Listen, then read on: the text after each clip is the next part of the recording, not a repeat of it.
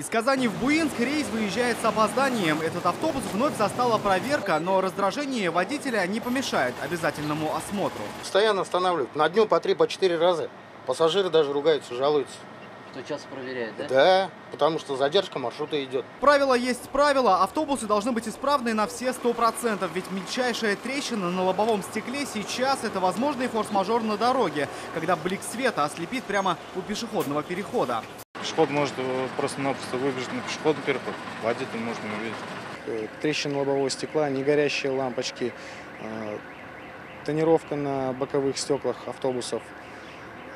Все эти нарушения, они возникают из-за отсутствия должного контроля над нелегальными пассажирскими перевозками. Такие рейды ГИБДД будет проводить еще 1,5 недели. Проверяют каждый междугородний транспорт, наличие путевок, билетов, исправность техсредства.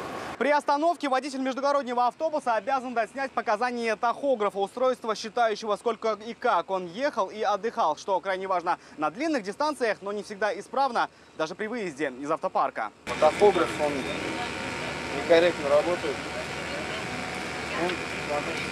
Опять то же самое. Он вот когда работал, вот эти чисто сохранил.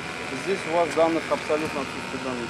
Вот на автобусе до Буинска явные нарушения, но инспекторы считают, не по вине только водителя, за автобусы отвечают собственники. После составления протокола решается, отправится ли автобус дальше. Пассажирам остается ждать. Раньше водители их не подводили. Всегда аккуратно, всегда аккуратно. Потому что водители все стажем. Опытные водители в дороге проводят не более 5 часов в сутки. Эти меры оптимальные, чтобы избежать переутомления. Если приборы скрывают правду, ее не должна раскрывать дорога. ДТП из-за усталости шофера. Рамиль Шайдуллин, Марат Зайдуллин, ТНВ, Казань.